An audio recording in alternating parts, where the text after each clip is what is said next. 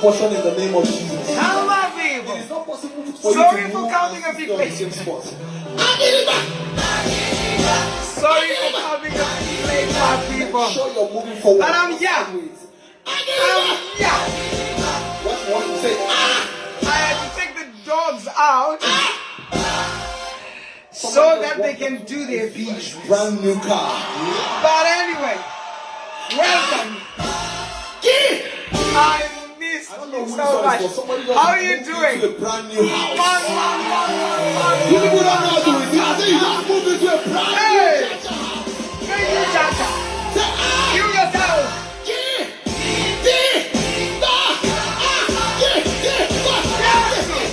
How are people? How are you doing? Get up, let's dance. Join me, let's dance. Now, wherever you are, spread your hands, spread your hands.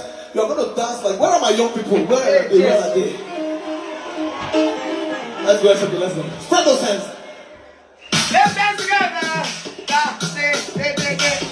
If you know you're not radical, please go behind and say, I need some radical people, people that have received from God already.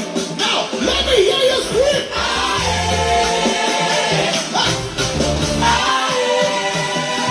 Join me, let's dance.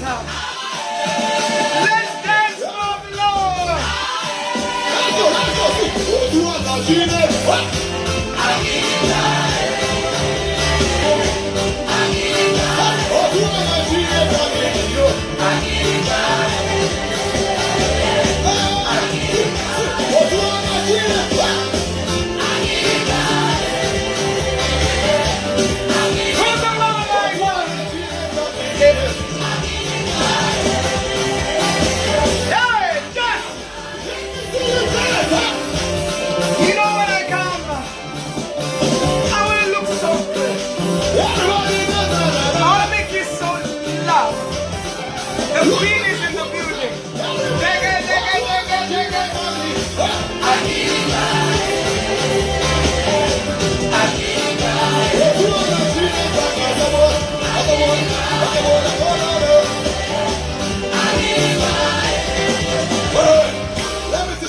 Song. That's not really new. You're going to raise your left hand. Then Yes. you're going to turn around like this. And you're going to raise your both hands like this. Are you getting forward? Sometimes you just have to dance. To shame your enemies. You are still standing. Giving praises to the Lord. Say, God, thank you. I'm still here. Despite what the enemies were saying. Hey! Jesus, I do it back. Jesus, I do it back. For all you have done. For all you have done. And all you have done. Jesus.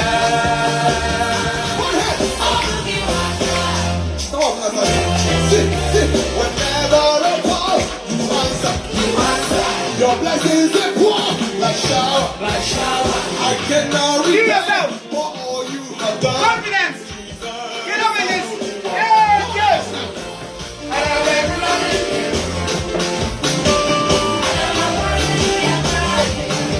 The mercy and favor is all of me. Jesus. Hey, yes. Jesus. For all you have done. My international friends, I hope you are dancing. You always complain that I'm leaving you behind. Dance with me. One more time, some of you are not getting it. You say, Jesus, I really want you. Jesus, I really want you. for all you have done, For all you and have all you will do. Now, turn it up. Oh, yeah. Tell your enemy. Now, have you put your hands on one shoulder? Everybody must be connected to somebody. This is the part I love. This part. Somebody. I love this part. We must Hey! Hey! We're moving around. Hey! We're Hey! taking everything Hey! from us. Carry me there, go. Jehovah, carry me there, go. Carry me there, yes. Let's go. Carry me there, go. Jehovah, carry me there, go. Hey. Well, carry me there, go. Jehovah, carry me there, go. Hey. Carry me, carry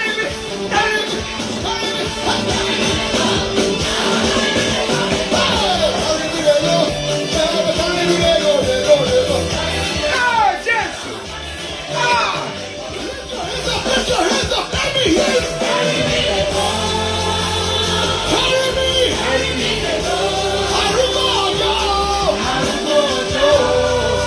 Say, carry me. Lift your hands and say, carry me. Well, welcome to my afternoon show. The name is Queen Tatelicious. For those who are watching me for the first time, this is the Supreme Majesty of Zimbabwe, the Territorial Commander. She's here. And I welcome you all to those who have never heard about me, or you just came through my page accidentally. This is me. And today we're going to be touching a very spiritual case of pastors, Zimbabwean pastors, who are missing it in the body of Christ, who are missing it in the journey of destiny. And why should I speak about this?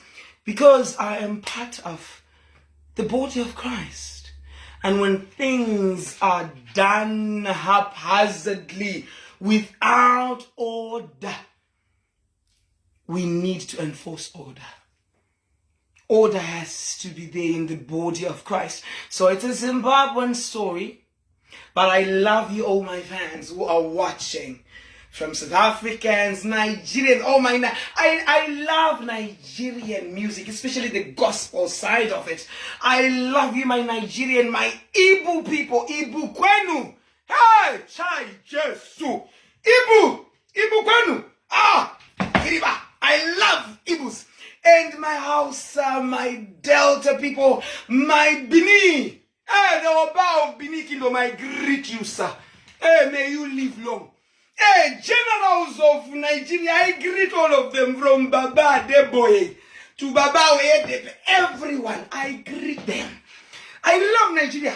You know, Nigerians they are rare breeds. Everything with Nigerian, it's sweet. To the Calabar, to the, everyone. Delta people, to the Biafra. Biafra, I greet you. I've got people there. Because I'm the Queen of Africa. I cannot miss it in destiny. I cannot miss it. Cameroonians, I greet you. Gambia, Kenya, everyone, and my Zimbabwean people, this is your product. You cannot run away from this Zimbabwe. This is your own. The Queen representing energy. I greet you. So, allow me to just start this story. A big shout out to Prophet J. Israel, a very mighty man of God. That's the reason why I came late for the show. I had a very good phone call conversation with a mighty man of God. I'm going to play because I don't do hearsay. You know me. Those people who have followed me for years, they know that when I bring stories, when I bring gist, when I bring gossip, it's supported with evidence. Because I'm a chemical engineer with a background of social work. So when I mix that, it's a bomb. I'm a very educated person. So I don't want to be like other socialites, hearsay. No. So a big shout out to the mighty man of God. Thank you for giving me the audience. We spoke about 30 minutes with the mighty man of God, and he ended up prophesying. Actually, he gave me a prophecy. Prophecies are not always said to people. It's me and the prophet, the mighty man. But he gave me a prophecy, and I took it. I fell under the Holy Ghost, and it was sweet. So as you can see me, I'm walking in power. This is just not me.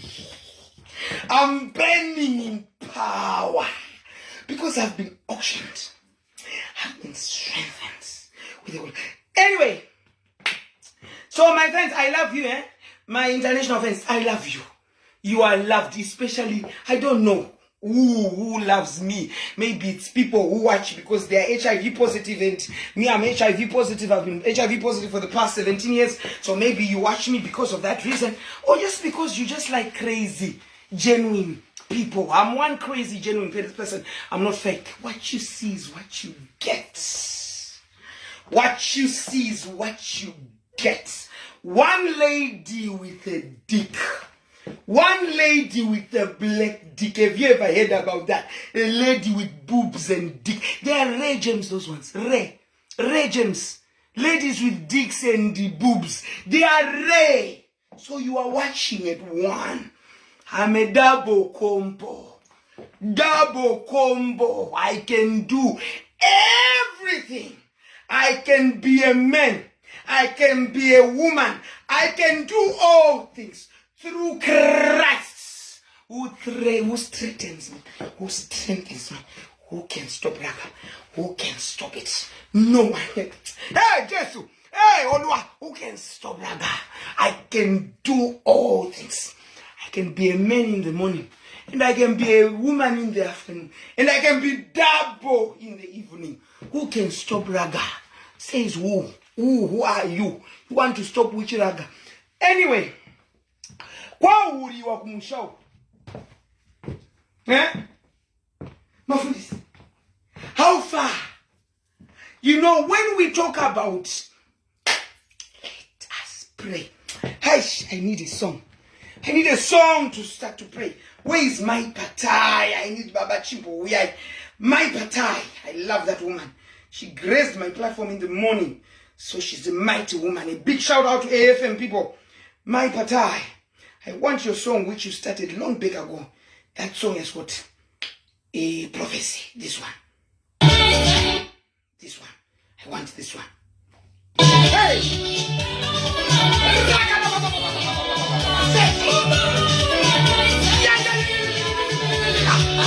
We are.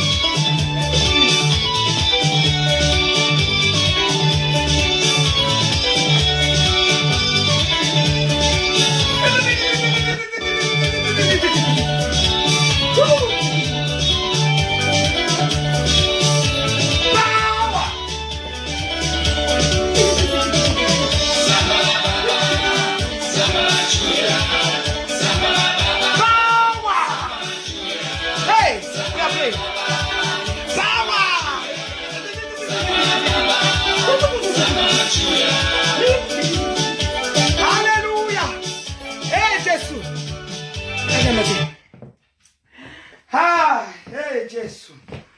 Hey, Olua. Baba murugu msoro udenga. Tazoka pamberi pechigaro chenyu Jehovah. Indiri mutadzini. Ini ndiri hure. Ini ndiri mpavha. Ini ndinoroya. Ini ndinoita zvisakarurama. Ndiregererewo Baba. Ndiri ngochani, ndiri chiko. Zvakaipa zvese zviri pandiri. Asi because hey, Jean Sarava, Zen Sarava. Hey, Jesus, because of the blood that dripped on the cross, I am righteous like Jesus Christ. My transgressions were forgiven because of the blood. Yes, Rakaba. We need to pray. Join me in prayer. You need to pray for yourself. I'm praying for myself. Baba ndimutazi. Baba ndinohura, Baba ndinoba, Baba ndinoroya, Baba hapana chance ngaite. But I am righteous because of the blood of the Lamb. That same blood, that same power, that same resurrection power reigns in us today, in me today. Baba ndikutaura nenyema huri munoziya zvinonyadzisa baba kuti tinonzwa kuti amai vesangano vari kumhanyisana nechihure chababa uye anonzi evidence Chari uyu baba uyu mufundisi aibwa nechechi yake njuga dzadzarema amva aizvino akushanda nechechi yamakandiwa kuUSA yuku saka zvikunzi baba uyu evidence uyu ane chihure chakaita mukadzi wake amva anohura wakanohura naye Jesu rakana vasepererebo ya pray worship yerebo sandala munhu wakanohura anga of all the men in the world Anesu charakanohura na Rimo shirikadze kwa Ginibi like who does that Jehovah pandatumidzirwa mavideo ndichiona from CCTV from achidyi wabeche baba you know I cannot disgrace the body of Christ but give me the power to talk to this woman. She's missing it. She's disgracing the generals of the gospel. Mukadzi ngasadaro baba ndisimbisei hure iri hure kuno hura narimo of all the people narimo chekise nemonoko marimo natinotenda marimo like really who does that rakarabaso narabaha who does that lebelo serebo sanarabaha yes we will correct it for your word in Ephesians says we have to correct these misconducts which are done in the body of Christ.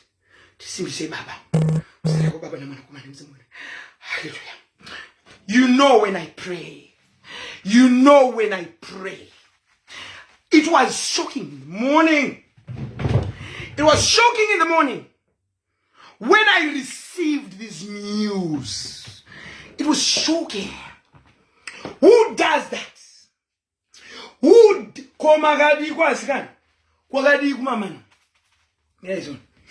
Shaka foji. Ndege ndo puta foji ka foji. Ndimuno mantari. Saka mind you when you see me smoke then straight that you are shot. Nizakana kuti I will need simba kuva kuna wakuru. My tea was kuitwa body of Christ haifani kuita disorder tikuona yoyi. Unoziya Anesu Chari ugona mabhurura kwanga kundinyengerera ku inbox yezva unotamba na Felistas. Let me make a public announcement now. Felistas, yes. Ndotamba naye. But today I'm going to re-edit our friendship publicly. Felistas, just hold on. Just hold on. Just hold on. Felistas, wakufambidzana nemandu dzangu. Feri, wakufambidzana nemandu dzangu. My own information, Tyler is not my enemy. I love it. Takangovenga chihure chaanoitira ngonichi. Chaanoitira ngoni chete munhu ari mumba kana afunga kunohura munhu ngaabude mumba. Chihure nemusha zvipinzirane. But Chari is not my enemy. I love her. From a distance, even sister I go, you forget to say I love her. From a distance. Java, you are family na yo ifenisa su. Java akani poro fitira. Wope zeru munano kuza kutu you die. I'm not so careless. Feli? Pedro? Come church. I'm not so from today. I will not take personal calls from you. And chatoni makoza ako achataure ku background. If you need me, kuti ndikuruwire wondo just say sawira ndakufa. Come, write it on your I will fight for you. Because I vowed with the covenant of my mother. I will not break it, but I will re-edit our friendship. I cannot be careless. I cannot be careless. Because carelessness is where how is a Ginimbi. For those people who don't know what killed, Ginimbi was killed by carelessness. But nakada kura Ginimbi through family. So that's Ginimbi. Anamu wano wila na kumusha kwao. Chocha gani best friends. Uyu Rimo uya parata chechu uyu. Aruda na Anesu Chari. Rimo uyu dia kaura isa Ginimbi. It was ZANU-PF which came through Rimo and Pokelo. Chakaita kuti gini bapfuru wemva watungidza mota. So as far as I'm alive, I will speak this Rimo. And he is the reason why I changed not coming to South Africa. My close and my spiritual fathers told me there is a guy called Tino Tendamaru. Whatever you call yourself, you were planning. Because South Africa is a territory. I've changed. I'm no longer going there. You were waiting for me. I'm no longer. So, Guinea back already okay, let's do. We come and Rimo Jackson. So the same thing will happen to me. Felicitas had access to me. Those people who know Felicitas had access. Felicitas could call me on the middle of the night. Tatelicious, please, what is happening? But now that access I have re-edited, you can no longer call me. You no longer have direct access to me. Because you have chosen Kufamba Nevan, Manana Zodwa, Manana Java. They are my enemies. So I love you, but from a distance, and I will fight for you. No one will mess around your name. Feli, I gave you my word. I will fight, but you no longer have direct access. No. Because I don't know what you're planning with Java. Wakumunyengerera, wakumunanja mata, jansiga iteina dinanje banu matai. Do fada baba muno mdaji kakana ne kovo and nanje banu matai. Do nanja denga mata. I will romance with the Holy Spirit. I will romance with the angel order. What about? Forjika yakanzi. No, this is a cancer. Nanda ku bleed. Just hold on. I cannot continue to do like this. Forjika ndeye kutopfuta bishana, you know. I cannot put a forjika nanda ku bleed. Second like advice when my doctor you might I become an addict of bute, you know, nanda ku kwe. So nanda ku bleed and I can go no bleed because no you have to stop. So that's why I'm not too much. Just a bit when I'm invoking the great ancestors of Zimbabwe. So I have to protect my life, Feli. I have a destiny to reach. Come church, I have a destiny. Which means you have disrupted destiny. I am the mouthpiece of the country. So which means you are disrupting destiny. So I hereby re-edit our terms and condition of our friendship. You no longer have direct access. You no longer can call.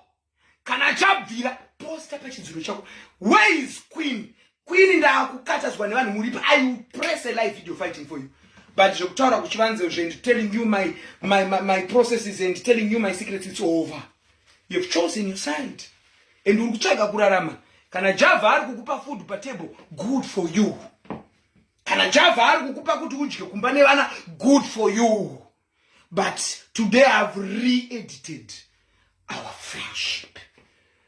So with that being said, that to me is from a video Maxine. Anesu Chari. CCTV videos and personal videos. I mean, Tatelicious one Rimo. Kind of Tatelicious, I don't know. You know I love God. But I cannot shame. But that vunzo ma spiritual. Dine ma spiritual father zangu. Andotaura na okumaseruko.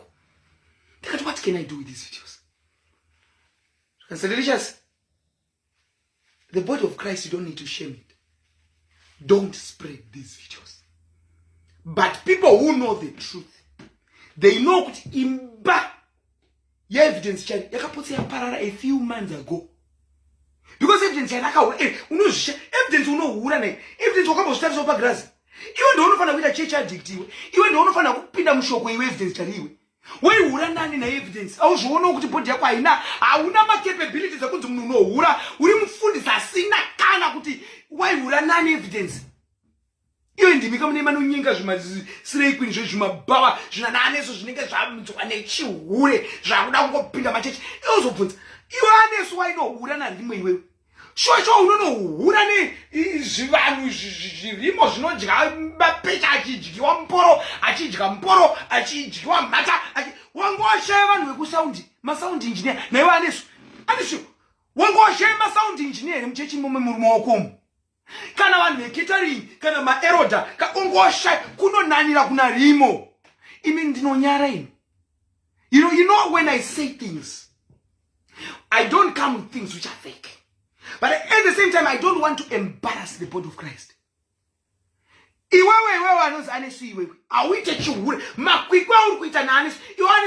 Stop what you are doing. Concentrate on the word of God. You don't have qualities of bitching.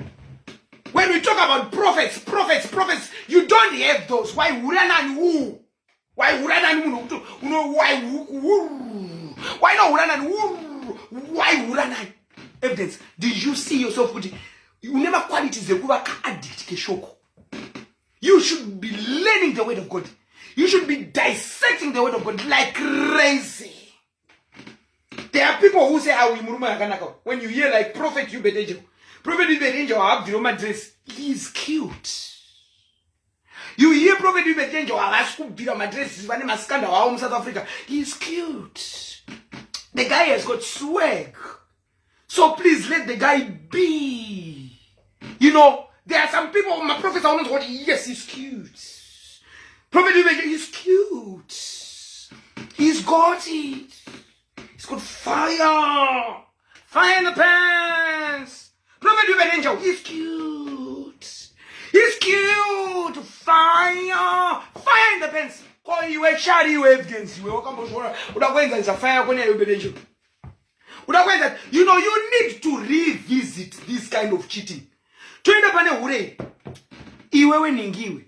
Ndakunyarira iwewe evidence Chari. Zvako zvokuti untapana maititi ndezvokumusha kwenyizvo.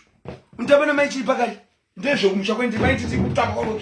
Ndamkomongwe rokuti chero kumkomongu chai ifoni. Akana paine guwa riri connected kwaari. Ndombogeza maoko zveukama izvi. People need to hear story. I'm going to play voice notes in there. Nachitaura na prophets so that you hear his side of the story. Because when in my beef kuna prophet Israel. But anyway, he didn't know anything, but he gave us his 2 cents. And these V11s, I'm sending them to Prophet Makandiwa. Because I hear that prophet evidence, spiritual father, is Prophet Makandiwa. So with all due respect, I love Prophet Makandiwa. Prophet Makandiwa and Prophetess Ruth Makandiwa, Prophet Emmanuel Makandiwa and Prophetess Ruth Makandiwa, they don't have any scandal. Vasiana because none of Magaya wants repa. Magaya wants be. You have never had any scandal. Shut up, you want to tell us a prophet. Shut up, you. Shut up, you want to go. Shut up. Prophet Emmanuel Makandiwa is a man of God. Correct, solid. And his wife, Ruth, prophetess Ruth. Prophetess Ruth Makandiwa. Correct men and women of God. But in your babana my the evidence spiritually. So I am going to give them this. Don't go to one eye. You know, I am giving this to the prophet. So that maone kujwa kwa itu wa beche unonyadza Anesu kufongolo kabata tebo ye grass uchijwa beche na rimo kula ekinibi rimo of all people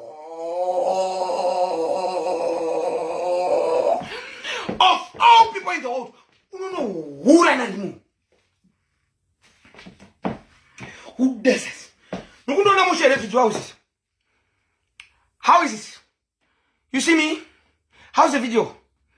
How's this? How's this? Of all the people in the world, you choose him. So I won't click it Because of the love I have for Prophet Emmanuel Makandiwa and the love I have for prophetess Ruth Makandiwa, I will submit this to them. They don't know me, I know. But me, I know them. Correct generals. When we talk about generals, correct generals of the spiritual realm, of the body of Christ in Zimbabwe, the number one list, Prophet Emmanuel Makandiwa and Prophetess Ruth. Saka idzi imbwa idzi dzinana Chari idzi dzakuda kushikanganisa reputation yemunhu wamwari. Yes, nikuda kungoze my spiritual father is Emmanuel Makandiwa. Hey chino muchida kuwanda madhokoro marabisha munoita iwapo. I'm submitting it. And sandapiwa evidence yekuhura kwako evidence hapana ndipa. But ndikaona izvo zvimanudzi zvako zvawaisendera nevanhu vaihura zvazokonzeresa kuti Anesu ahure uyu. Trust me, ndikuzvitumidzira kuna baba wenyu. I will send it to Daddy. To Daddy Emmanuel Makandiwa, I will give Daddy. I will submit it to the Father, so that they deal with you. How yacho kurovenisha kuchaiko. Akufarisa zvino murikurana makapiwa church kunzi muite mafundisi kuUEFA iko ku South Africa uko. Makufarisa. Unozviona zvaita maskandal zvakungoposta mapicture mukadzi nemurume unmatched what? Unmatched. Muchigarwa nemashare echuri. Hatisi kuti idai perfect. But hura zvisina lupo. Who told you that our prophet Emmanuel Makandiwa or prophetess Ruth Makandiwa havana zvavanoita zvinhu zvisingadiwe naMwari? Because mind you, they are still human beings. People, generals of the gospel, generals of the body of Christ, they are picked amongst men. They are still men. But because they value the word of God, they value the word of Christ. And we salute that reputation. So I'm here by some people ask me, Tatelicious, why did you press the right button? Because I'm subscribing to the channel of my father. I'm subscribing to the channel of Prophet Makandiwa and Prophetess Ruth. I cannot let their reputation go down the drain because of Zimboro Zana evidence, because of Kapeche. Why jigire materi mune na iwa Anesu munhu wemukadzi munhu wemufundisi kunodya mate munhu weshurume unozvisira izvi susungo chani ndo department redu rekudya misuru kunobuda nemadhodhi kuvanhu ndo kwadosha togona izvi kuda kukombitana neni uku kudya mate arimo kuda kusvika rimo akusera unozi matatu akadindindinde kudya mate munhu. It's a warning. When I tell you that I'm an institution, when I tell you that Zimbabwe is my territory, no one can say otherwise. I'm an ancient order. I'm an ancient order. Oracle. Ancient oracle. No one can stop that. We are watching you. Let's pray easy. Don't need to stay long. Video and submit. And kune vanhu vanoziva vanogara padhuze dhuze makanobvunza ivo vanana chakadaro vanogara padhuze dhuze nana evidence chari naAnesu anotokuudza kuti imba yange yaparara nayo rimo. You are my enemy. You think you are strong. You might think you can fight me with your body. You can fight me with your small spiritual voodoo things. I'm an ancient order. Anyone who fights me is fighting with the one who called me. I'm called by the Ancient of Days. O Lord Umare. O Simiri Atata. O Baoba. The God of Israel called me. So you want to kill me? Kill the God of Israel. Because he is exalted in me. He is my God. For the word of God in Romans 10 verse 11 says, the scripture says, those who trust in the Lord will never be put to shame. I will never be put to shame. By Rimo saying you want to kill the mouthpiece of the nation. I'm the next in line to be president of Zimbabwe. And you want to kill me. Shut up, Rimo. Revisit your oracles. Change goalposts. You can kill Ginimbi. But you cannot kill this order. Ancient order. I'm watching you, Rimo. Next time you disrupt my processes, I'm coming after your life. No, that is Rimo, you are Rimo na pokelo. Aya, kutoshika mufe. Makatorera ginimbe. Kutoshika mufe. Kutoshika mufe. I will never stop. Chero makanduraira mwana wangu ndoita mwendi chine mporowe. Chero makafunga kubonza mwana ndoita mwendi mulungu kuno. Safunga kuti no, I cannot be moved ka. Chero makafunga kuita do. Ndoita mwendi. Mbolo nchinayo. China mbolo. Ndoita mwendi. Toskana nda gwetenga gwe nda misa mpolo nda no shira mulungu. No one can stop Tatelicious. Ronchikize chamuraya mwana ureka. Ndishire mulungu ndiswenda zvinumbulisa matwins. Nana ndine majize matwins. Demi. So musandivhundisire zvazve. Kuti munovuka munondivhundisira. Ndoita umwe. Boronchi nayo. Ndoita umwe. Ya. Chine mporo uda kuita kubakwikwi munhu ane mporo sewe. Unondipinza fear. Type yekupinzwa fear newewe. You. Rimo. You. Shut up. I didn't do my voice note. Uzombowanza nyambo kai. Uzombowanza. Sokomakali kwazi kai. Wakadi kumamani. Muntu wanzwa mushe ufundisa. Ngo wachitaura pasi. Muntu yasonzwa kuti vangu wachitaura pasi. Unava ndasweta kudenga. Why am I sweating? Yeah, kwa mapisa mliwa. Kwa munopisire kwa mliwa. And imagine being all Zimbabwe and missing all of this. They are missing sweet. I think I'm looking beautiful. And I'm figure wiki futhi nangu la kula down to awanodzosera ningi. Ngundu marasta yangu ayandiri kuenda kubira. Muna August. Ane bira ndiri kuenda so. Ambonodzosera ngundu. Ngundu dzimbodzosera waenda kutsvaka. Edam.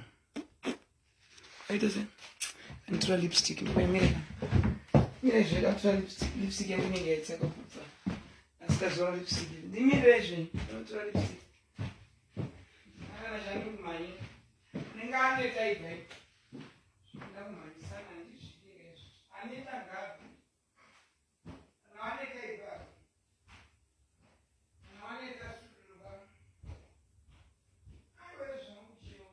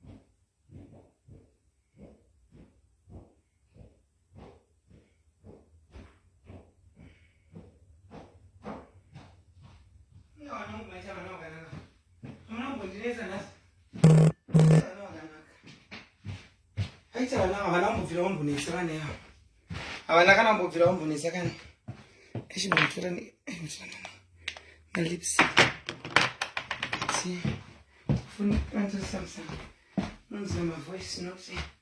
I started on a prophet Israel. Should do. So, adai wimkadzi dai ndisinga subscribe ku channel. Dai ndisingafarire.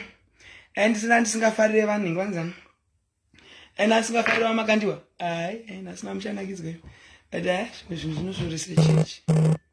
Wazosiya neiyo uri kuspread ayo mavideo yawo nevatadzi square. Saka regaiti zvenese kuna baba iwo amakandiwa. Ndinototaura handisati havasati vambondipindura vamakandiwa pa Instagram, but ndinowa message ku Instagram. Ndinozvisa ku account yavo. Handitumizira vanhu, handide vanhu, ndoda kuisa pa account. Vaisa mu inbox, vanozviona ivo. Vanona mabasa evanawo. Kunyadzisa baba vamakandiwa havana kana fracas. Setambonzwa kana fracas. Havana kana fracas. Imi vana vacho ndima kuda kuti nyadzisa. Muzwe zvino. DJ Israel wekubudisa ano tazinge ndakunisa noona prophet kana kati kwemise muchitaura zvinhu zvevanhu, you know. Hanzi, we can watch you properly. We can even. Hanzi asuri writer ako love from me. Ndiri writing wanda tichamurwira on faces. asi zvokuti kutaura ningi vanhu vari kutamba nawo vanoda kundiuraya hazviiti. Mouthpiece yenyika inourayiwa, then ndiani anenge achazoita zvandoita izvo? Ndiani anenge achataura zvandotaura pana? Nenyaya yekuti shamwari Felicitas muchachilo kani kure uko.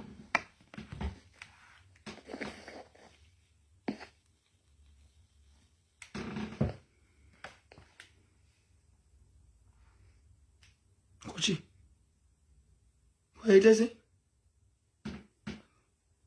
Interview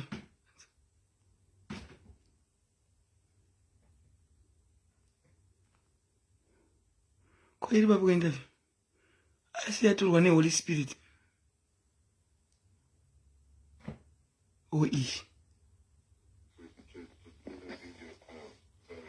It's okay, Prophet J. Israel. It's an honor actually to talk to you, mighty man of God. Mina indinyaso is a table, munyaso. Angwachitaurira pasi saka ndinyaso mazinzire ine. Chimbogadzisa makeup yangu. Munyaso nzere dzenyidzi. Kuendotaura nevanhu vakuru kai. Kutaura nevanhu vakuru zvezvo ndatoisa speaker ni. Kutaura nevanhu vakuru kai. Is a prophet, mighty prophet wechechi. Ndakatongo message prophet anotodaira quick chaizvo. My name is Queen Tatelicious Karigambis. It's okay, Prophet J. Israel. It's an honor actually to talk to you, mighty man of God. My name is Queen Tatelicious Karigambis Anbek.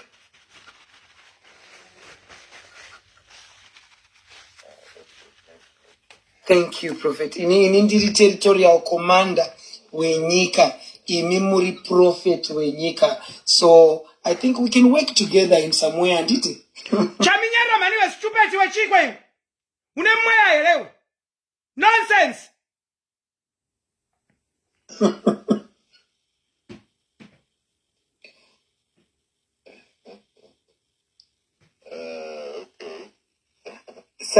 Saka inini prophet again tagenda mbova selfish a bit.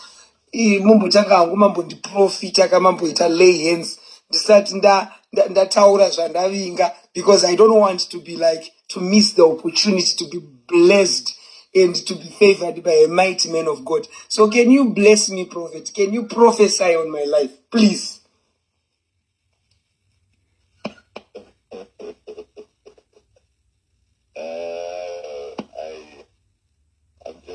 I'm just a boy, just growing in the things of God.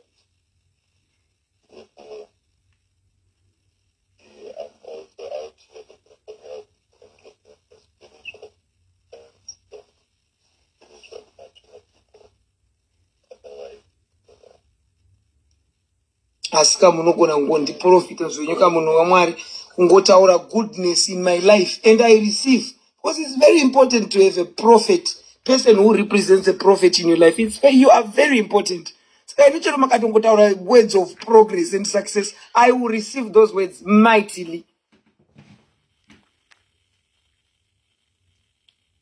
I think we can try to do that sometime later at a later stage. I'm currently going through a season of self-introspection and working very much on myself and trying to get closer to God.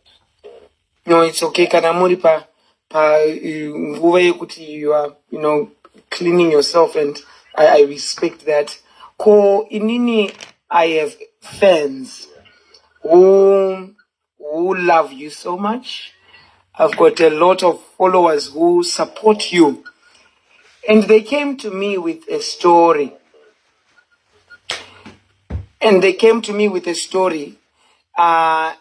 Yekuti makafumurwa kana kuti makatsikwa konzi na evidence Chari.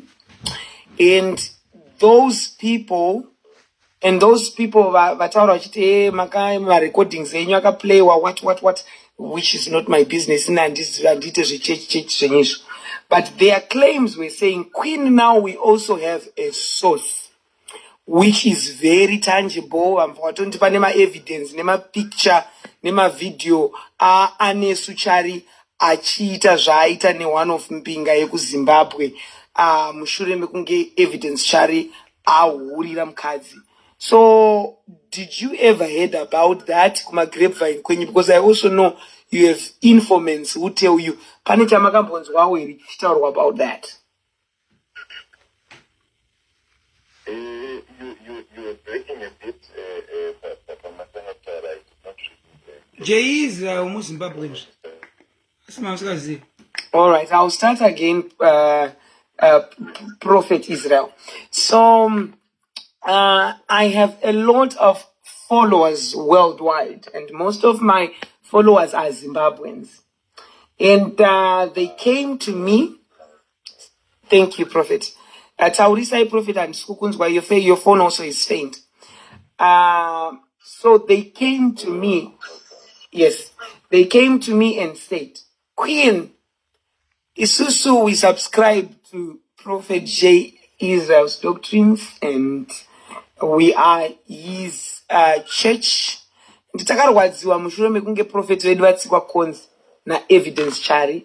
I don't know until makamboitsika na konzi na Evidence Chari. Is Evidence Chari a prophet also? Should I address him as a prophet also? And ndiziye kuti ma pedigree yenyu akamati the prophet futi here Evidence Chari. You know,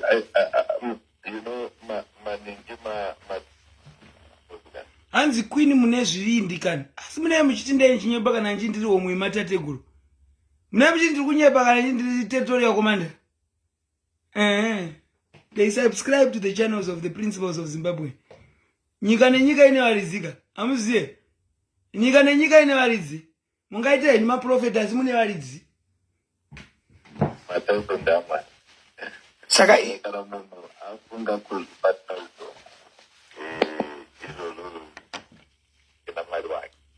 vanonzi chii? Because I don't want to disrespect his pedigree.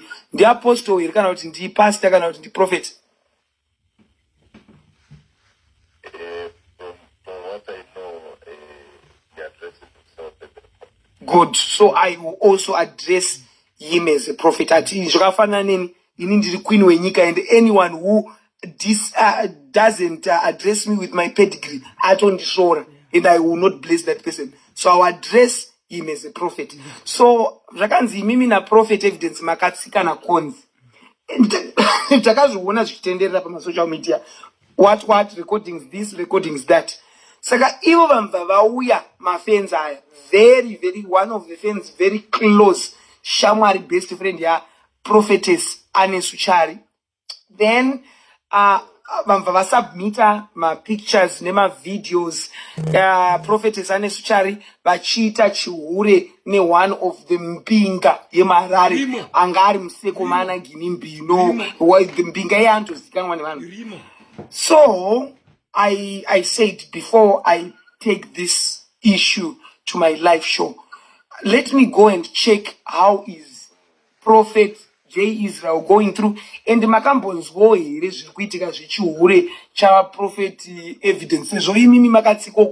Some people must have reached out to you with some information. To be honest with you,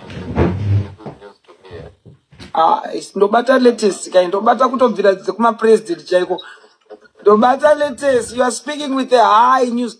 Ndobata latest bvira dzekuma president ndobata latest ngokuti kwakadada kuti na prophet and unobata latest ngokuti ndobata latest kai ndobata kutobvira dzekuma president chaiko ndobata latest. You are speaking with a high newspaper. This is an anointed newspaper, spiritual newspaper. I don't matter paper church.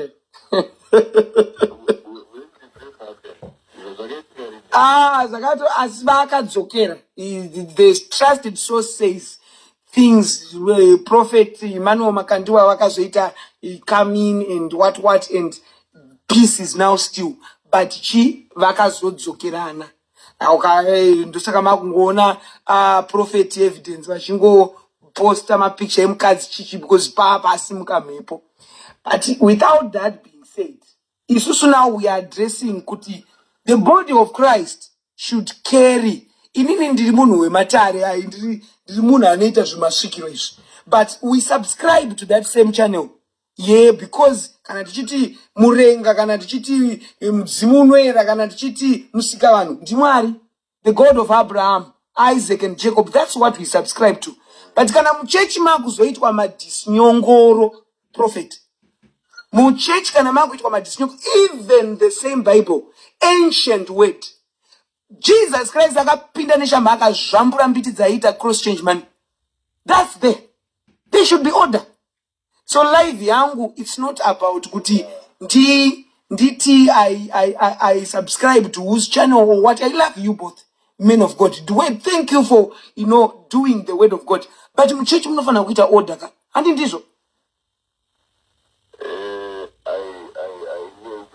hear you, and you are speaking in my kind of language. As far as I know, vanga vakungoumana wande kumberi ndazomba wasimudza ndavasimudza kai vava ndande kumberi ndazomba wasimudza prophet vava very scriptural. ndipeiwo vhesi ka prophet inini handizi muri ndavasimudza kufumura kwamai ndazowasimudza ka ndazowasangangoumana ndamboda kuprera ndazowasimudza futa ndina panoera kai ndina panoera. It was actually a direction that I got from God in a vision, in such a way that ndavasimudza papiko I ndira kuti did vaplay not do that. Been spending some time, ndazongomusimudza trying to work on my spiritual, ndazongomusimudza anoumana anonyanyisa nyaya toda mapoints ndazomusimudza idzwemuso trying to understand certain things about Christianity, about God, and spirituality and all that. So,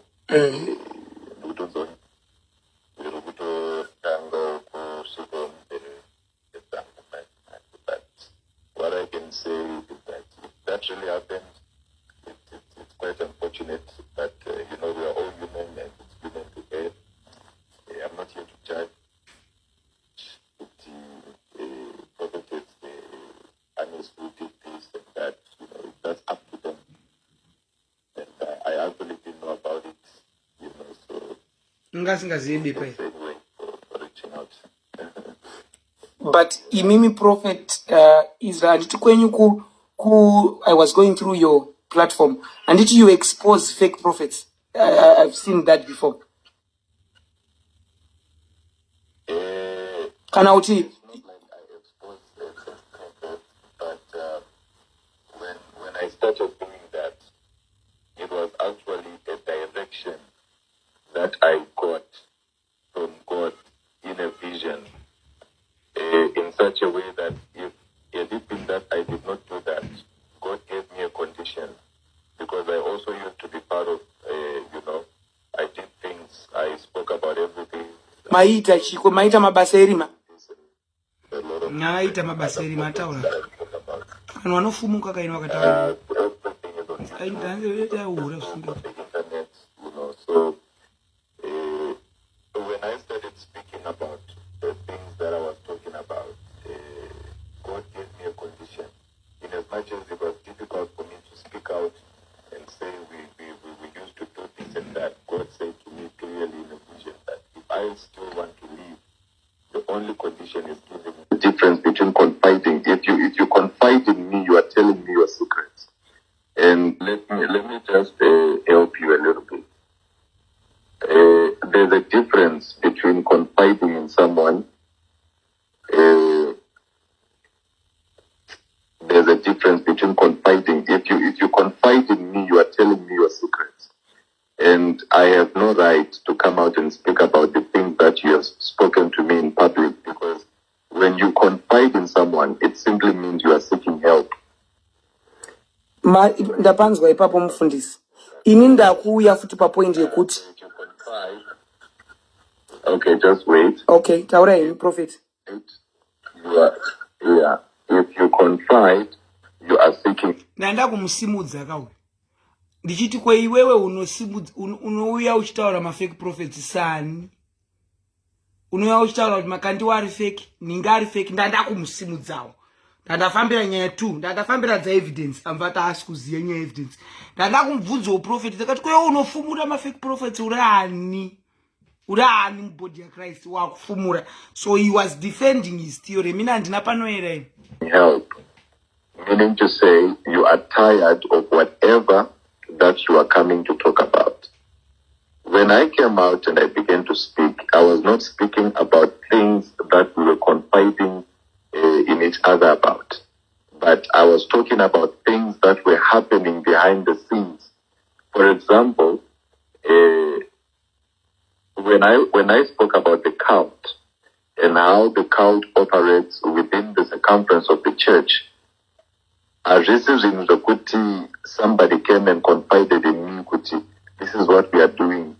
Please don't tell anybody. No, this actually everything I spoke about it was just a public secret. There was no one who had the guts to come out and speak, and say this is happening and this is happening and this is happening. And remember, even me when I came out to speak, I did not declare myself as a pure and holy or a clean person, but I clearly stated that as I'm doing this, I'm also in a process of cleansing. Hands Indiana phonera Mundinda phonera J Israel. I'm a territorial commander. When people see my name, they answer. I speak with kings and queens. Yes, nane vana mugabe vangu varipo vanhu vachi pa live yangu nezuro vachitaura na Hilary. I speak with kings and queens. I speak with big people. My name is not ordinary.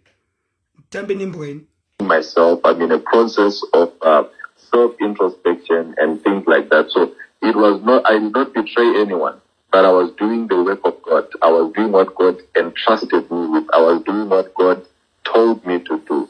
So there was no way because of thinking good to know what if say I'm betraying them or stuff like that. I did not betray anyone, but I actually helped millions of people across the world, not only in Africa, but even beyond Africa, Can I also give my input also there, Prophet?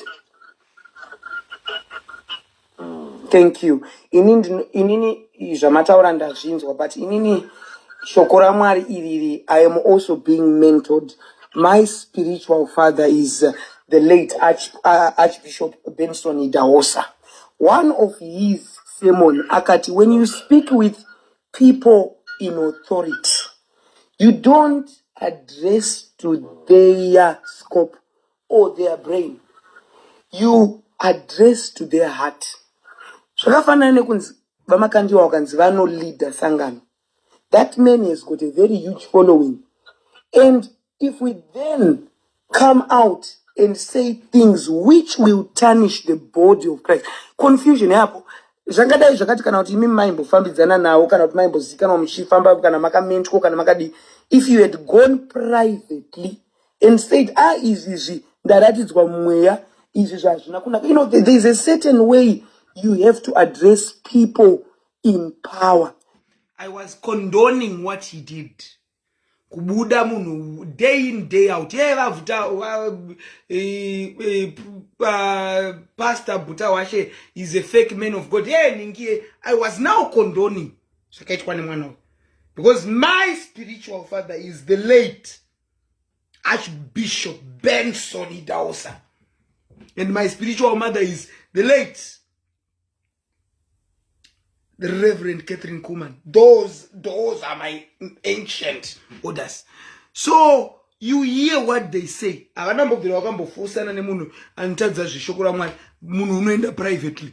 I didn't like what he went page Prophet Israel. He was just, fake. So who is real? I was telling this man of God to say, it was not good. People with power. But my dressera makaitaya, I just understood makatadza. So when J. Israel came, because one of the reasons why J. Israel and evidence, why I linked this story, is J. Israel akarekodwa na evidence Chari, na prophet, one is prophet. So we thought we were going to find story.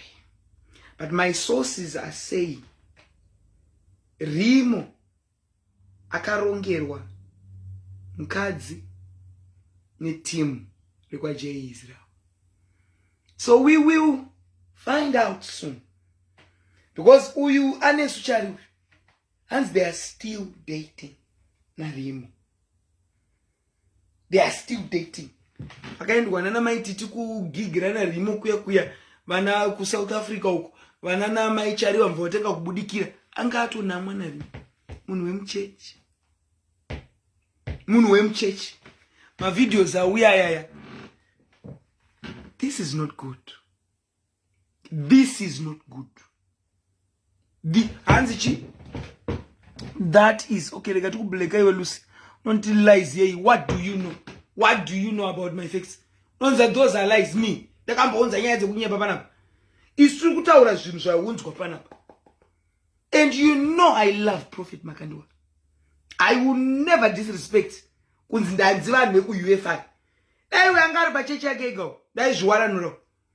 But some of us, we get covering from being honoring men of God. But those people who are close to Anesu, Chari, and evidence will tell you, I told out of evidence, Chari was Mkazuakaruda na Rimo. Was Riman Emporos. They want a video of Riman Empor. I might not like the guy, but he's gifted. One Empor, Anempor. Tinanembor, Zezia, Fungi, Boro Chayo. Boro Chayo, Boro Alipo, Chai said out Ginimbi. I change it in Munu, Chumechi, Yamboros. I am Boros. Unemboro Manomarimu, Unemboro. No, I'm going when I am Chelos is out Muno, Church, good one in Swiss, my battalion is starts one of my figure and against us. Can I go to my Fundis on it shall be well with you, my infants. Muso tipo baby Christian. Muye kwa swimming. Mutina matunda kafika dress like skate. We don't figure until chicha. Kana nyama irubudi kila panzi kana chika. Mtu wanaona kana chima skin tight unufika ma skin tight akadaro. Uningoshibutia unikudoti uoni kwena nibeshira. Amna kuimbele mtembele yachi kuti iwo uchaita mai mfundisi. Wakushosha ufundisi. Wakushosha. Chafamba no kushuka Jesu adzuka yo. Kushuka wasiya. Wamboranesh. Rimane mboro. Ndikadesha ndisikata kuti kutonzi. La ngasina kuuraya Grimbi. Trust me, I ain't kwira yo. Ine murumu wesanu ndandoti uwe unondikwira unotondikwira. Because I will deal with your spirit man. I will summon your spirit man. Chako zvekuti unogona kungota undikwira unonyepa yo. Ndakuti ndee picture yako ndee. You lie. So, yeah, it shall be well. Yeah, it shall be well with me. Yeah. And I can do anything my influence. Like I was influence. Influence on Dana. I'm actually to Baba my influence. Oh, it's my influence. You know, shall be well with you. Shall be well with you. Come and do a baby Christian. Come and pray for housewarming. Take some influence. Kupompezera uchida my unmatched, but now we have your stories. And kana uchida iwewe posta kupechi kwako. Damn me. Chero ndazonze andatandi budise ma V11. Damn me uti I am saying lies. Trust me all. The posta group mangu ne ghost. So that account yangu ghost ino block but vanane kwatutora ma videos. Kind of a WhatsApp group. Damn me understand. Then I finish you wire. Ma CCTV ne makamera anyipeka. Kama ikisa na mjipinza na mota uchishida na marumu amamde ma CCTV anyipeka. Yeah. Hapana kana editing. Ndiwe chai. Ma stretch makakwari kumata ku ndiwe chai. Ndiwe remote nena iwe. As we church. Kuda iwe we church. Imunyora zvenyu tuma public. Ichi story secreting. Shut up. Ndione kwanyurwa ndikaona kwanyurwa kwa page kwenyu hey we would like to mundi day nima public notice ndovura WhatsApp group nikadaina tandi urisa ma V11 iwawo trust me nyora public apology nyora kana kuti hey they are circulating issues which are lies nyora I'm daring you all. Vura WhatsApp group. Zvandaita mazuva ndaita mapono. Kuti ndakaita pono. Ndo vura WhatsApp group. Ndo distribute pono yangu. Ndo ku distribute pono yangu. Saka, you know what is good. Go. Kuna baba na mai makandiwo. And ask forgiveness. Umbu no namata. Go to a retreat. Go to a vigil. And I'm not a vigil. Agent retreat. Because damn, we would like to, there's things circulating, but it's lies. You want to, the reputation of the evidence, the reputation of my goa. You want to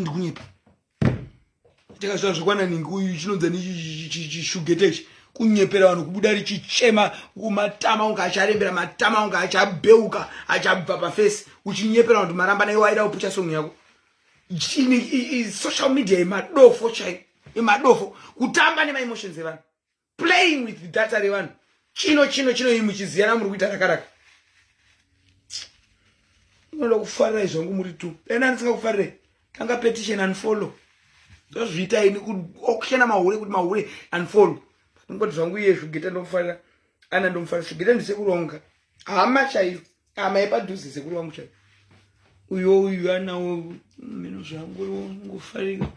Vasikana vakashata ukavenga unotoita chisinigi, ukavenga vasikana vakashata unotoita chitema naMwari kakashata kauyo akanaka here kana ari kuenda kana ari kudzoka ungatombotoswera kuti munhu akashata wazika zvinhu vanhu vakashata vazokumboona kuti umbonyanyita mutsimba naye untomuzwira tsitsi kuti manje so utomuzwira tsitsi kana untomuzwira so yeah, tangoti tichingo yeuchidzana kuti kana uri mufundisi itaudha, kana uri mufundisi especially now I'm becoming spiritually stronger every day. You stand for the body of Christ. Itaoda. Your evidence. Unoruza relevance yako. Unonuskula uchida kuma live zimba ma Instagram uchichinyirwa Nana Towers. Munu wa Mwari. Che kuti ugare pasi uwerenge mapisarema. Ugare pasi uwerenge shukuru. Nde uchingodzungaidzwa ma social media. You lose relevance. Itasa spiritual father wako. You see him once per week. Besides that, he's doing other things. Anesu, because we are not seeing him. But he evidence.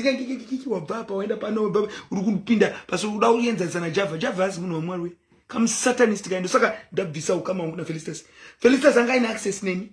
She could call me anytime. I could call her anytime. But now we don't call each other.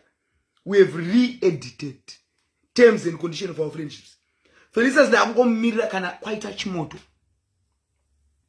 Antonyora pachidziro chake kuti edwe ndidedzireo mairembwa. Ndidedzireo queen wenyika. Ndabvira. Not kuti we speak, no. Because anitamba na Java. Java akatoenda kumba kwa Felicitas. Anga atorumba ma Felicitas. Achitotamba maduducha. Achitotamba Steve la Felicitas. Je waitaura nyedze. I cannot be careless with my life.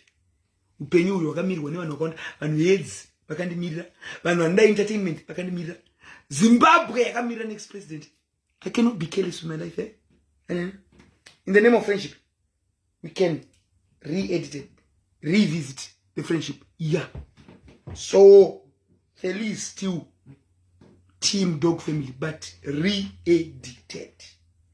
Until Madam Bossa is Madam Bossa, she was calling me ku live yake ku Instagram. Vanhu vane number dzangu ze WhatsApp. Madam Bossa akazoenda ku live ku Instagram. Call me, I will come and join her live. I'm endorsing. I love her, but Java, you lie. Nanobuda Tatelicious is dying. You lie, dying. The mouthpiece of the country dying. What are you planning behind those? Namnangago, what are you playing? So my TT, how we are feeling? Yeah. Good. Bururu. Vanhu vakauya kumba kwako iwe. Java. I hope wandinzwisisa. I hope let me try to call her so that ndinomuudza pakazara vanhu ndongoti bhururu hazvichaite uzanditamba najava anditamba ndingozvigadzirisa panapa so that haazoudzwe nevanhu ndomuudza ndega kuti hazvichaite akatosenda mameseji gandimuudze ningi ndimuudze panapa kuti kuinda emiragan kuse isina kuonekwa kuspeaker so that ndinomuudza zvakanaka panapa tongozvita iron out. I still love her but munhu ari kutsvaga kurarama Felicitas ende ndofunga vana Java vari kumupa chikafu saka bururu muri kuenda kupi kona Taira?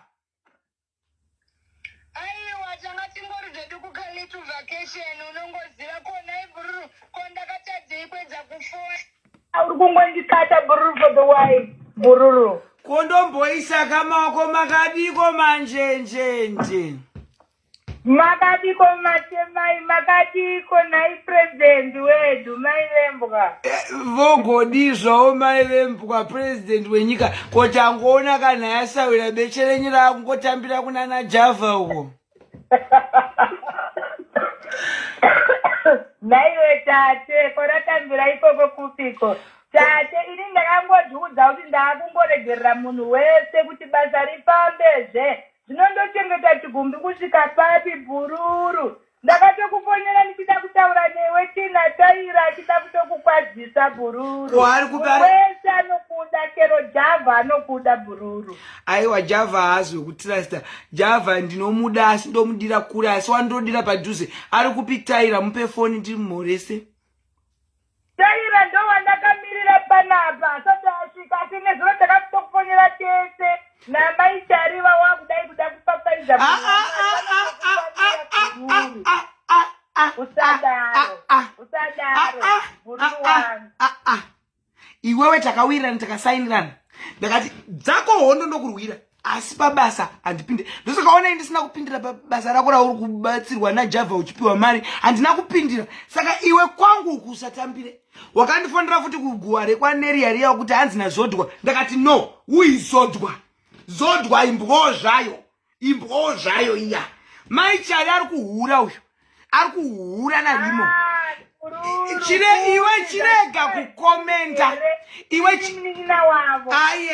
iwe chirega kukomenta iwe handiwa turi kutsvagawo kurarama chirega nditsvagawo inini zvemakuwa ndo zvandakagadzwa pachigaro ndiri homwe yematateguru ukaona ndauya nenyaya pano Feri handife ndakauya nenyaya yekunyepa handife ndakauya iwe nyarara iwe dai uri unoenda kuna Anesu munotamba naAnesu wonomushirida woti Anesu ngaaenda antaura namai like mai Ruth Makandiwa adzidziswe hunhu because I don't speak things.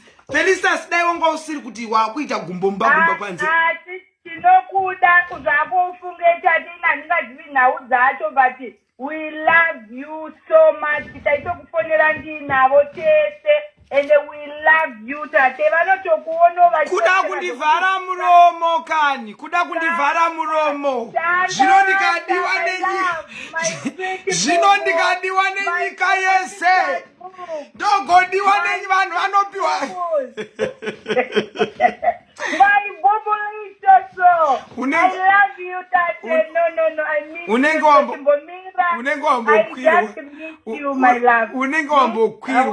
unenge wambokwirwa iwe kakakupaparika kako kana zvakashoma inda kungoneta waitwei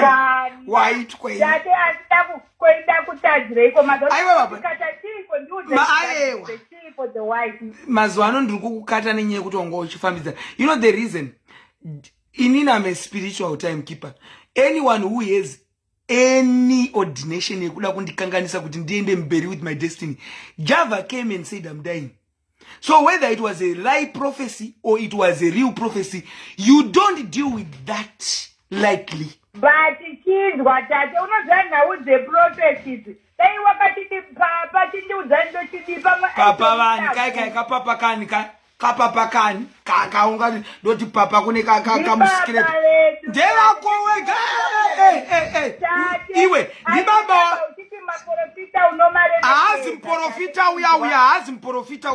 uya is a fake profit okupi kwa iwe anobuda achitaura kuti ndozo kutsotsonya ndikakunyeka ndakaiba profit iwe uchatsva kudenka iwe ndi profita wako itaiko izvozvo kwakwenyu pano has profit pano handimuziye square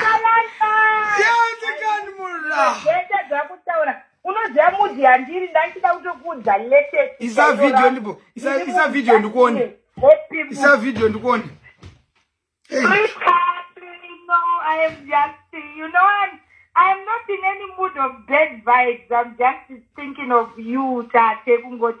I just miss you. Chet and the Farah Kukona, and you are looking wonderful. Oh, you. Tichadzinzo kwazvedu. Wakachena, my sweetheart. Tichadzinzo kwazvedu mbai. Aiwa, mazwana ndiri kupamba mugara. Mazwana tate ndise maoko aMwari ndokuziva uri padhuze naye. Ramba uchindiisa padhuze naMwari. Ramba uchindipushira padhuze naMwari. Ndokupushira. One ndakakuudza ndiwo wakaona kubvira pawakatanga uchitamba neni zvinhu zvakambva zvavhurika. Handisi munhu arinjike. Waitamba nemunhu iwe. Pandakangokudai ndakati ndakufamba newe zvinhu zvakambva zvadai. Zvirambe zvakadaro. Ukabatwa nemweya wengozi. Asi wakachena ini chingori chikumbiro Tate kuti dzimwe nyaya. Iwe neni ngataure kubechera kurakadi. Ari kupita.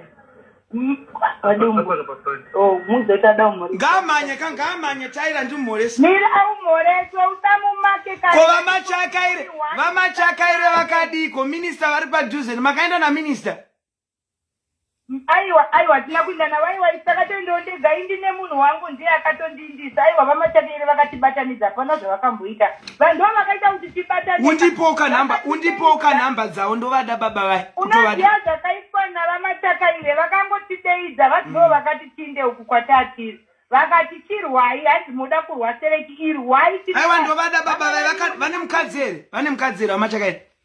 Vane rudo vane mhuda baba vai vakatibatadza vakati takuti murovane kana maneta totangira ipapo. Undipoka namba dzavo ningoziva moresi. Aiwa ndinovatenda munhu ari raiti zvekuvhakesheni kwedu ko Tate takatoenda hedu tega tikati aiwa ngatibatanei timbonorohwa nemhepo. You know Tate, life is too short, my love. You know that. But you have to be careful. You have to be careful about life. You know, that's why I'm saying mune vanhu vaunotaura navo. Taira handina kumuvenga zvokuti Taira toda kuuraya no what. Taira ingori nyaya yekungoti but vamwe vanava. Tate, why you should also forgive is because I don't forgive people who play with my life. Felicitas, iwewe destiny yako ndiye kuentertainer. My destiny is to become president of the country one day. So I have to secure the life. Tate, my love, my sweet potato, my lovely. Indwa. Iwewe neni Tate singaonani, but I forgive you. I put you here on my left. Korubata mazamuda onda ukafika Brian Rude. Ukafika unani kuti kaka. Uneze tumazamu tokuti impress. Chiwe chito let go ngatingove. Aiwa hakuna na Java kana.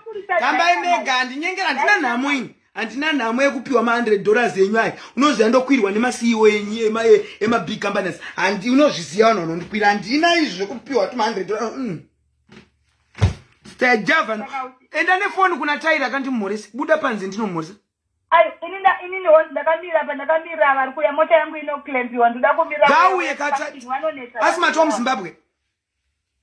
I think atopinda mukati because tine function saka ndofunga angatimhanya because ari kuona kuti mota cheri. Fonera Taira kavanhu vari palive kuti ari kudiwa namaitita auye ndimumhorese. I will greet her. We will be patient. Ndauye Taira. Thank you. No, I will greet her. Muede pa phone call yedu panapa. Muede pa WhatsApp. So that atouye ndimumhorese. Rega ndigomutsvaga kuti ainde piko rega nditsvage kuti wainde piko. Muede ipapo. so that WhatsApp yake number andina kumblock. Timori sai Madam Boss. Ungomumhoresa tati hapana takamboipa kumhoresa. We are one. Madam Boss I love her. So ndansina mbubvira ndakamuita makorokoto e 1 million followers. Nyaya dzese dzisina basa. Aya dzeriko dzisina basa watanga kamuchacha iwe. Si ndo kwangu iko kweiwe tamba nezvauri kutamba uko. Kumarumba uko kwa wakutamba wana kofa inirega ndigadzise nyika. Iwe. Ari papo kotaira ngani? Kwari papo. Ndopungapinda mukati mubasa. Pamaenda mubasa. Chirega ndipinde mubasa ndakanonoka. Tate totamba later. Totamba later unouza taira kuti I love you. Unomuza ndanchi mutsvaga pa live. Hainditsvaga ku live yake ku Instagram. Wamira wasita Verification ndinayo iwe dayango story dayango siri kutamba nevana. Naenda kutumidzira ma video. Verification iye chayena rimo. Unozviziva kana nchitaura. Zvakafanana nenyaya kwa Zodwa iya. Verification yekuti uyu Neria aichita uyu Fali Junior. I told you kuti verification ndinayo. When I do these lives. So utoudza zvangu. Ndipinde mubasa. I'll talk to you later. Wakachena fanda usinopfeka rigaria wakapfeka idaenda ataradza vanhu zvino unongoziya rigaria takapfuura mazvirisi. Sikana akachena fanda. Mabhuru wangu but you set record set. Felicitas is still my friend like best. But zvekutaura izvi tatotanga mamunzwa uchinzi hausi kudaira mafoni angu. Andatotanga kutotaura izvozvo because I don't have to be chimbomira chami. We don't have to be reckless. We don't inyaya dzinotyisa ndotaura nyaya dzorema kaini nyaya dzinorema ndagara kai chirega ndichitekaira ndiite zvandiri kuita zvedu ndakachina vanhu ndakachinda kuchina kana bhutsu chaiyo ndakatopfeka bhutsu yeblue iri kutomecha nhingi iri kutomecha lipstick aiwa ndinoti kuchena aiwa ish dora rento dora rento dora wawawa ndianokwa kufona ndapedza malaife ndapedza zvonasi saka hai vanhu vakutoziya nyakuti kundonzimekamiswe zvokunzi ataurwe nani Anesu ngatadze kutaura Anesu unoremei kwei Anesu yo unoremeiwa Anesu unombva warema kuti kana vanopiwa tukwambo kunana Ghana you want to stop an ancient order. I'm an ancient territorial commander. I love you so much. Continue to be kind to one another and as mavarwa zvenyu queen aiwa handimiswe handimira but kusalikisa mavideo enyaya ya prophet makandiwana prophet Ruth makandiwa kuti I love them. You know, you people who have followed me for years know that I respect those people. Dai vangu vasiri my spiritual parents ever now. But anyway, I love you so much and may the good Lord do you good. It's me, the queen of the territory. Tatelicious Karigambe Sandbek. Mwah. Makandi koshira. Mufunde. Bye.